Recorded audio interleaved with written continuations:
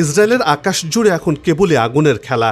গেল সপ্তাহ ধরে ইরান থেকে ছোড়া কয়েকশো ব্যালিস্টিক ও হাইপারসনিক ক্ষেপণাস্ত্র তছনছ করে দিয়েছে তেল আবিব, হাইফা ও পশ্চিম জেরুজালেমের স্বাভাবিক জনজীবন। সুরক্ষিত প্রতিরক্ষা ব্যবস্থা, আয়রন ডোম, অ্যারো কিংবা ডেভিড স্লিং অধিকাংশ ক্ষেত্রেই লক্ষ্যভ্রষ্ট করতে পারছে না ইরানের নতুন প্রজন্মের ক্ষেপণাস্ত্রগুলোকে।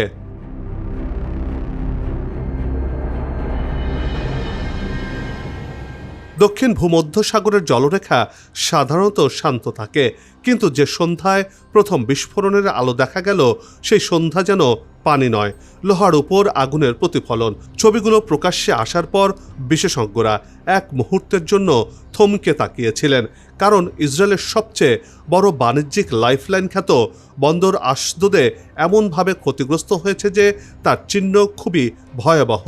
দশকের পর দশক ধরে অহংকারের চূড়ায় থাকা ইসরায়েল রাষ্ট্রটি প্রথমবার অনুভব করল তার বুকে আঘাত লেগেছে।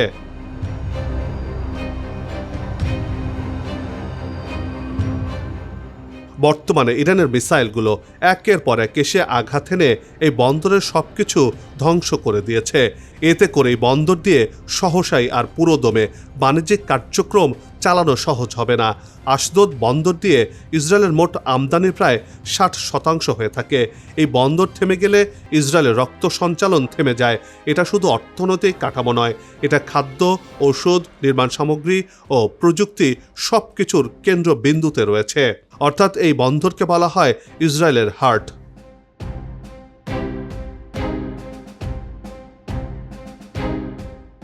সামরিক বিশেষজ্ঞরা বলছেন এটা শুধু হামলা নয়, ইসরায়েলের অভ্যন্তরীণ স্থিতিশীলতার উপর সরাসরি আঘাত। যে শক্তি প্রদর্শন ইসরায়েল করেছিল, অত্যাধুনিক আকাশ প্রতিরক্ষা, মার্কিন সাহায্য, ইউরোপীয় সহযোগিতা, সবই যেন এক মুহূর্তে ভেঙে পড়েছে। কারণ এই হামলার উৎস ইরান এবং হামলার কৌশল অপরিচিত, অচেনা, হিসেবের বাইরে। আশদোদ বন্দরের ভৌগোলিক অবস্থান ইসরায়েলের তেল আবিব থেকে মাত্র 40 কিলোমিটার দূরে। এত গুরুত্বপূর্ণ স্থাপনাকে একদিনের জন্য বন্ধ রাখলেই ইসরায়েলের বাজারে খাদ্য ও জ্বালানির ঘাটতি তৈরি হয়।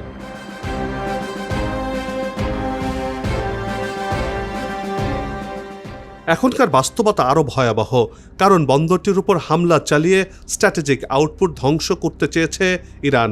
সেই উদ্দেশ্য বাস্তবায়নে এই বন্দরে ড্রোন ও ক্ষেপণাস্ত্র প্রযুক্তি দিয়ে এত নিখুঁতভাবে আঘাত করেছে যে যা পশ্চিমা সামরিক পর্যবেক্ষকদেরও বিস্মিত করেছে। কারণ ইসরায়েল দীর্ঘদিন ধরে দাবি করে এসেছে তাদের আয়রন ডোম, ডেভিড স্লিং এবং অ্যারো সিস্টেম বহুস্তর প্রতিরক্ষা ব্যবস্থায় অপ্রতিরোধ্য। কিন্তু বাস্তবতা হলো এক রাতেই সে অপ্রতিরোধ্য প্রতিরক্ষা ভেদ হয়ে গেছে। ইরানের এক মিসাইল আর ড্রোনই ইসরায়েলের অহংকারকে চূর্ণ বিচূর্ণ করে দিয়েছে।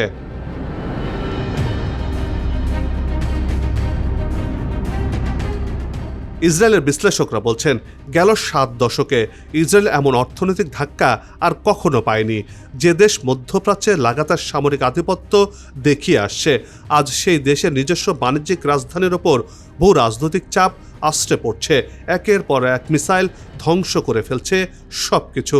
ইসরায়েলের নিরাপত্তা কেবল ইসরায়েল সামরিক বাহিনীর উপর নির্ভরশীল নয়, এতে যুক্ত রয়েছে মার্কিন নৌবহর, মার্কিন স্যাটেলাইট নজরদারি, ইউরোপীয় ইউনিয়নের সহযোগিতা, ন্যাটো মানের প্রশিক্ষণ ও সমর্থন। কিন্তু কোনো কিছুতেই কাজে আসছে না ইরানের এই মিসাইল হামলার কাছে। এরই মধ্যে ফ্রান্স তার বিমান বাহিনীর রণতরীকে পাঠিয়েছে ইসরায়েলকে সাহায্য করতে। জার্মানি পাঠিয়েছে প্যাট্রিয়ট সিস্টেমের অতিরিক্ত সেল। মার্কিন যুক্তরাষ্ট্র দ্বিগুণ নজরদারি ওয়ার্ক স্টেশন স্থাপন করেছে। তবুও ইরানের আক্রমণ ঠেকানো যায়নি কোনোভাবেই। কিন্তু কেন? দর্শক, এবার চলুন সেই প্রশ্নের জবাব জেনে আসি।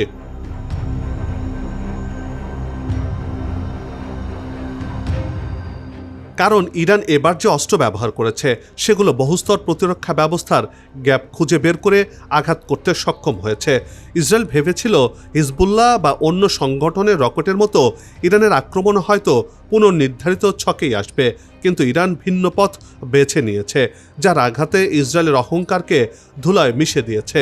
ইসরায়েলের অর্থনীতির শিরাকে শেষ করে দিয়েছে এই ইরানের আঘাত।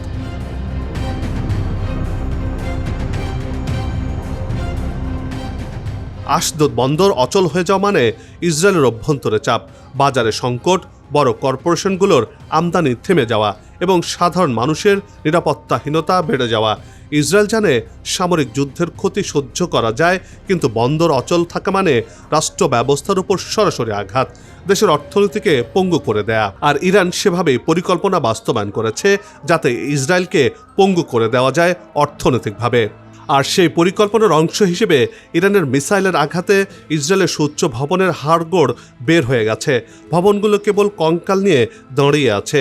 সাধারণ মানুষেরা মিসাইলের আঘাতের ভয়ে বাংকারে লুকিয়েছেন।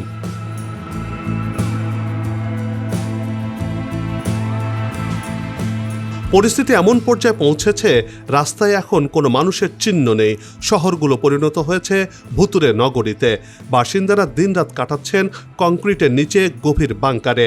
এক সপ্তাহের বেশি সময় ধরে চলা এই বন্দি জীবনে এখন দেখা দিয়েছে চরম হাহাকার। বাজার ব্যবস্থা ভেঙে পড়ায় এবং সরবরাহ চেইন বিচ্ছিন্ন হয়ে যাওয়ায় বড় বড় সুপার মার্কেটগুলোতে এখন তাকশূন্য, অর্থাৎ খাদ্য সংকটে ভুগছে গোটা ইসরায়েল।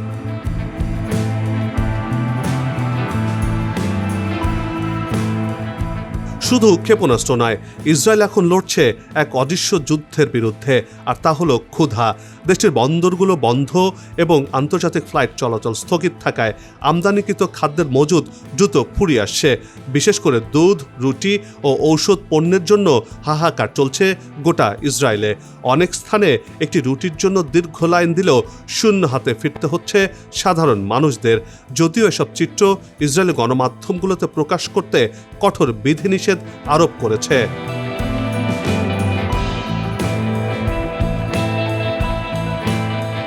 এদিকে ইরান বহু বছর ধরে বলছে যে কেউ ইরানের অর্থনীতিতে আঘাত করবে, ইরান তার প্রতিক্রিয়া এমন স্থানে দেবে যা আঞ্চলিক শক্তির সমীকরণ পাল্টে দেবে। এবার ইরান তার কথার বাস্তবায়ন করেছে। ইসরায়েলের উপর হামলার পাশাপাশি ইরান আরেকটি কৌশলগত স্তর খুলে ফেলেছে, যেটি তেল ক্ষেত্রে যুদ্ধের ইঙ্গিত দিয়ে। কারণ যুক্তরাষ্ট্র ও তার মিত্ররা ইরানের তেল রপ্তানিকে শূন্যে নামিয়ে আনার চেষ্টা করেছে বহু বছর ধরে।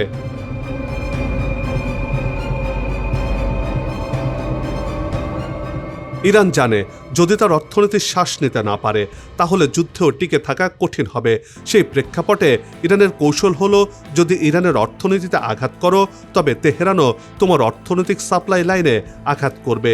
এই তত্ত্বেই শুরু হলো মধ্যপ্রাচ্যের তেল ক্ষেত্রের নতুন যুগের সংঘর্ষ, নতুন যুদ্ধ, তেল যুদ্ধ।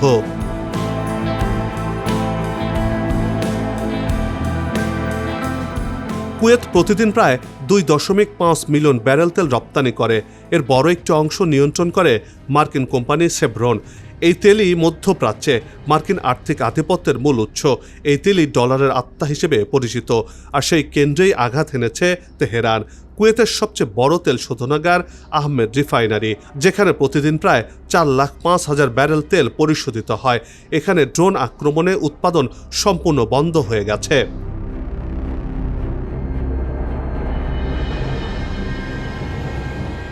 এটি কেবল অর্থনৈতিক ক্ষতি নয়, এটি মার্কিন কোম্পানির উপর সরাসরি চাপ, তেল বাজারে ধাক্কা এবং মার্কিন পেট্রোল বিমকে সতর্ক করা।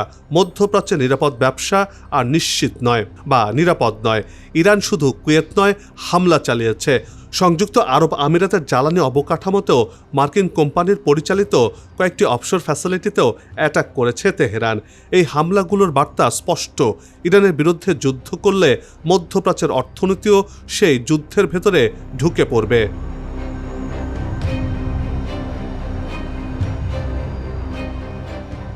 মধ্যপ্রাচ্যের আরব রাষ্ট্রযন্ত্রগুলো প্রতি বছর মার্কিন যুক্তরাষ্ট্রকে বিলিয়ন ডলার নিরাপত্তা খরচ প্রদান করে।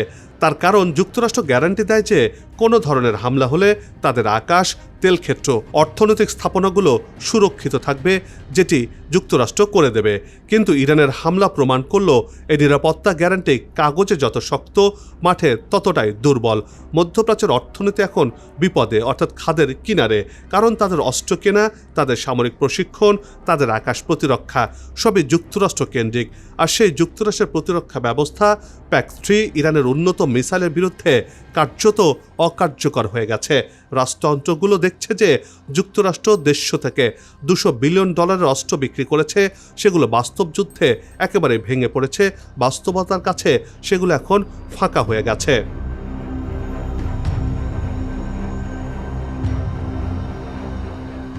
যার ফলাফল অস্ত্রবাজারে চীনের উত্থান ঘটেছে, যেখানে চীনা প্রযুক্তি ঈর্ষান্বিত করে তুলেছে বিশ্বকে, যা ইরানের হাতে কার্যকারিতা মাঠে প্রমাণিত হয়েছে। এটি শুধু সামরিক বাজার নয়, এটি ভূরাজনৈতিক শক্তির পুনর্বিন্যাস। ইরান এমন এক সময় এই হামলা চালিয়েছে যখন মধ্যপ্রাচ্যে যুক্তরাষ্ট্র নতুন সামরিক জোট গড়ার চেষ্টা করছিল। ইসরায়েল, সৌদি আরব, সংযুক্ত আরব আমিরাত এবং মিশরকে নিয়ে একটি স্ট্র্যাটেজিক প্রতিরক্ষা বেষ্টনী তৈরির পরিকল্পনা ছিল মার্কিন যুক্তরাষ্ট্রের। ইরান হামলা চালিয়ে দেখিয়ে দিল সেই বেষ্টনীতে বড় বড় ফাঁক রয়েছে, অর্থাৎ মার্কিন যুক্তরাষ্ট্র কেবল কাগজে বাঘ, বাস্তবে একেবারেই মিনি বিড়ালের মতো হয়ে গেছে।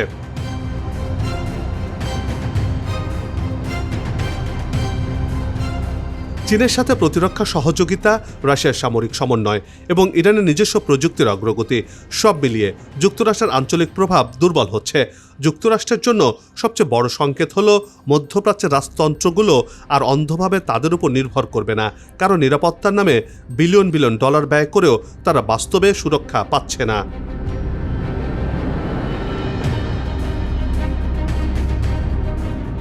রাত বাড়ার সঙ্গে সঙ্গে আশদোদ বন্দরে ধ্বংসস্তূপের ধোঁয়া ধীরে ধীরে আকাশে মিলিয়ে যায়, কিন্তু সেই ধোঁয়ার সঙ্গে মিলিয়ে যায় না আঞ্চলিক উদ্বেগ। কারণ প্রত্যেক বিশেষজ্ঞই জানে এটা কোনো একক প্রতিশোধ নয়, এটা কোনো বিচ্ছিন্ন ঘটনাও নয়, এটা মধ্যপ্রাচ্যের শক্তির মানচিত্রকে পুনরায় লেখার সূচনা হয়েছে, যেটি করেছে ইরান। ইসরায়েলের বন্দর অচল, কুয়েতের তেল শোধনাগার বন্ধ, আরামকোতে আগুন, আমিরাতে স্থাপনা ধ্বংস, সব কিছুতেই এখন ইসরায়েল আর মার্কিন যুক্তরাষ্ট্রের হাত থেকে ফসকে যাচ্ছে।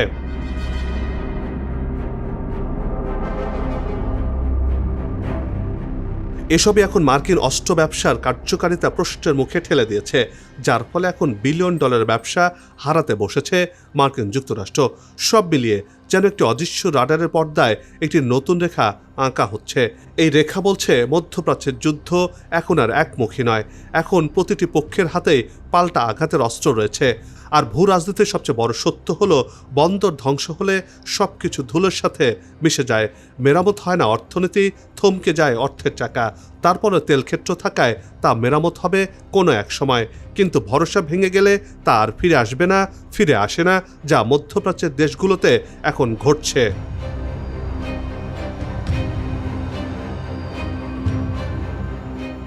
সামরিক শক্তি দিয়ে ইরানকে জবাব দেওয়ার কথা বললেও নিজ দেশের নাগরিকদের মৌলিক চাহিদা মেটাতে এখন হিমশিম খাচ্ছে ইসরায়েলি কর্তৃপক্ষ।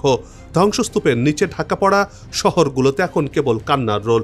এই যুদ্ধ দীর্ঘায়িত হলে ইসরায়েল এক অভাবনীয় মানবিক বিপর্যয়ের মুখে পড়বে বলে আশঙ্কা করছেন বিশ্লেষকরা। আজ যে প্রশ্ন তৈরি হয়েছে সেটা শুধু সামরিক নয়, এটা আঞ্চলিক ভবিষ্যতের প্রশ্ন। মধ্যপ্রাচ্যের আধিপত্য কে নির্ধারণ করবে? পুরনো শক্তি নাকি নতুন প্রতিরোধ শক্তি?